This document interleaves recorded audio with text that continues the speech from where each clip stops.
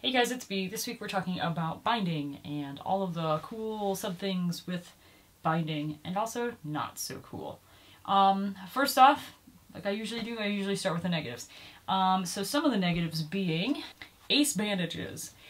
These are awful and very bad for you. They constrict on your chest and they don't allow you to allow your rib cage to expand. Now you can, there's a way around it. You can breathe using your diaphragm, pushing your stomach out.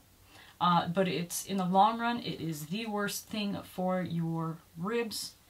And binding in general is also very hard on your body, but this is like just one of the worst things you can do. So don't use it.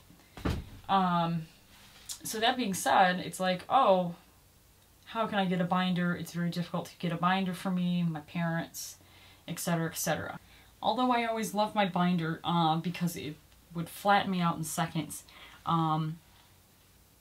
It was hard to come by because I had to save up for the price of it and then shipping, which at the time, it was like 45 bucks. You know, 45 bucks, you guys all understand. Sometimes it's really hard to come by $45 that you can just spend somewhere else.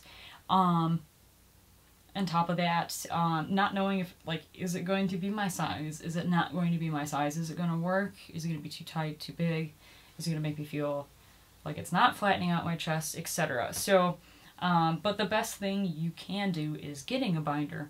That being said, for those of you who can't get binders, if your family still buys you clothes and things like that, sports bra, they don't get you entirely flat.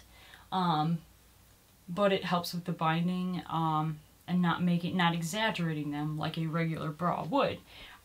These are also really good for swimming. What I would typically do is I would wear a sports bra that is a size too small, and then I would wear a bro tank that I sewed in a little bit so you couldn't see like the edge of the sports bra. And that's how I would do swimming. Also, I pretty much avoided swimming though. Because I hated it. I hated looking down and seeing them. So come this summer, it's really nice that I don't have to do that. However, I do, for my new job, I do have to wear a female one-piece. I'm not too bummed about it. I know it's, for the most part, the weather is way too cold to be wanting to wear just swim trunks anyway. So I'm not too big upset about that. But that being said, back to the sports bra. That's one of the things I always would wear out of the house if I needed a day off of my binder. So I would wear the sports bra, I would wear an undershirt, a t-shirt, and then a button-up, just because all those layers tend to start evening out, like the extra bumps. That being said, I think that's it for all I have for all of the binding tips I have. But you know, going back to like first responder and stuff like that, you need to be able to move everything in there because it's not just your ribs that's being damaged. It also does hurt the lungs, but then eventually it does start compressing in on the heart because the heart can't push out the diaphragm to get breath. Just some food for thought. Excellent. Safe binding.